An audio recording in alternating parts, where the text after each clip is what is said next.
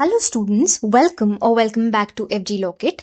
आज के हिंदू लॉ 2 की सीरीज में हम हनुमान प्रसाद पांडे वर्सेस मुसम्मत बाबू मुनराज के केस को डिस्कस करेंगे, जिसमें हम alienation of joint family property के टॉपिक को डिस्कस करेंगे। अगर आप डायरेक्टली ये वीडियो देख रहे हैं तो आई वुड सजेस्ट कि आप कर्ता और उसके पावर से रिलेटेड जो वीडियो पहले बन चुकी है उसको देखने के बाद इस केस को कवर करेगा, ताकि आपको एक बेटर अंडरस्टैंडिंग मिले। अब केस के फैक्ट्स को ब्रीफली डिस्कस करते हैं। इस केस में एक राजा सिंह होते हैं। राजा सिंह एक कर्जा लेते हैं, एक लोन लेते हैं, और कुछ समय बाद इनकी डेथ हो जाती है। अब राजा सिंह की वाइफ का नाम है रानी। रानी इस लोन को चुकाने के लिए और जो ऑलरेडी जॉइंट फैमिली प्रॉपर्टी है इस पर कुछ गवर्नमेंट के ड्यूज चल रहे होते हैं, मतलब कुछ आपको रेवेन्यू देना पड़ता है गवर्नमेंट को, तो वो अभी तक पेमेंट नहीं हुआ था। तो उसके मनी को सिक्योर करने के लिए रानी जो है जॉइंट फैमिली प्रॉपर्टी को मॉर्टगेज कर देती है। अब इस समय रानी एक मैनेजर की तरह काम करती है ऑफ जॉइंट फैमिली प्रॉपर्टी, क्योंकि राजा सिंह की तो डेथ हो चुकी होती है और इनका जो बेटा है लाल सिंह वो को पार्टनर है। असली को पार्टनर तो वही है, बट अभी वो माइनर था। तो जब तक वो मेजर नहीं हो जाता, जब तक वो 18 साल का नहीं हो जाता, वो अपनी मदर के गार्जियनशिप के नीचे होता है। तो उनकी मदर उनके बिहाफ पर उस जॉइंट फैमिली प्रॉपर्टी का टेक केयर कर रही होती है। ठीक है। तो राजा सिंह ये बोलता है कि मेरी इस जॉइंट फैमिली प्रॉपर्टी का तो मैं असली हकदार था, मैं को पार्टनर हूं। तो कैसे मेरी मदर ने ये मॉर्टगेज डीड को एग्जीक्यूट करा दिया। और ये कंटेंट करता है, कोर्ट जाते हैं और वो बोलते हैं कि ये जो डीड है मॉर्टगेज की, इसको इनवैलिड कर देना चाहिए, क्योंकि मेरी मदर के पास कोई पावर ही नहीं थी। तो इशू ये उठता है कि क्या एक मदर जो है as a guardian of the estate of minor, ठीक है, क्या वो ऐसी डीड को एग्जीक्यूट कर सकती हैं या नहीं कर सकती हैं। अब कोर्ट ऑब्जर्व क्या करते हैं, कोर्ट कहते हैं कि जो पावर है मैनेजर की, मैनेजर कौन, manager of a minor's estate, मतलब माइनर की प्रॉपर्टी का जो मैनेजर होगा उसकी बहुत ही लिमिटेड और क्वालिफाइड पावर्स हैं।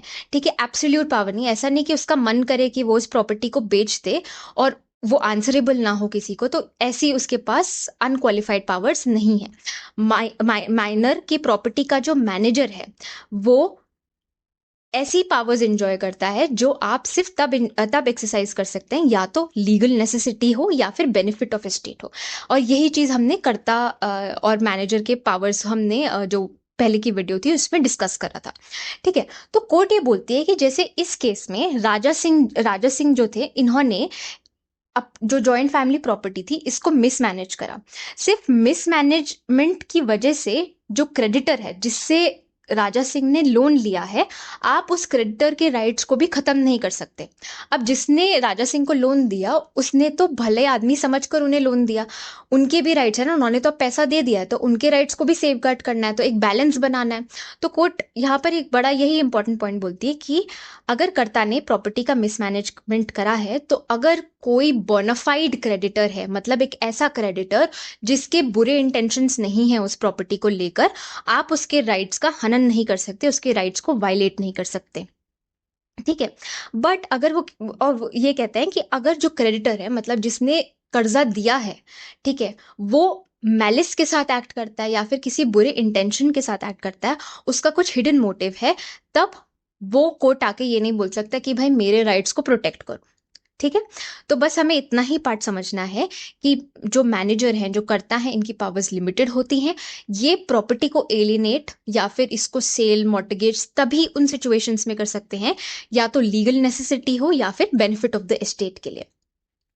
तो कोर्ट पूरे फैक्ट्स एंड सर्कमस्टांसेस को देखते हुए कहती है कि यहाँ पर जो माइनर की मदर है रानी, इन्होंने जो मॉर्टगेज डीड करी इस वजह से करी क्योंकि उस लैंड के ऑलरेडी ड्यूज जो थे गवर्नमेंट को वो पे नहीं हुए थे। और अगर वो मॉर्टगेज कर कर पैसा नहीं उठाती, ठीक है, तो वो उन जो गवर्नमेंट के ड्यूज हैं वो नहीं पे कर पाती और एंड में जो प्रॉपर्टी है वो कॉन्फिस्केट हो जाती।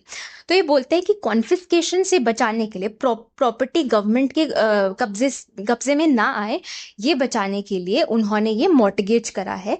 तो एंड में ये जो उनका एक्ट था ये लीगल नेसेसिटी की वजह से था। और टुवर्ड्स द एंड क्या हो रहा है कि वो माइनर की प्रॉपर्टी को ही सेफ गार्ड कर रही है। तो इसीलिए वो कहते हैं कि जो डीड है वो बिल्कुल वैलिड है और मदर का जो एक्शन था वो उनकी पावर्स के विद इन था as a manager of the property, क्योंकि ये एक लीगल नेसेसिटी का केस था। तो कभी भी ऐसे कोई लीगल नेसेसिटी का क्वेश्चन आता है तो आप इस केस का थोड़ा एग्जाम्पल देकर अपने पॉइंट को अच्छे से समझा सकते हैं। आई होप आपको ये केस क्लियर होगा।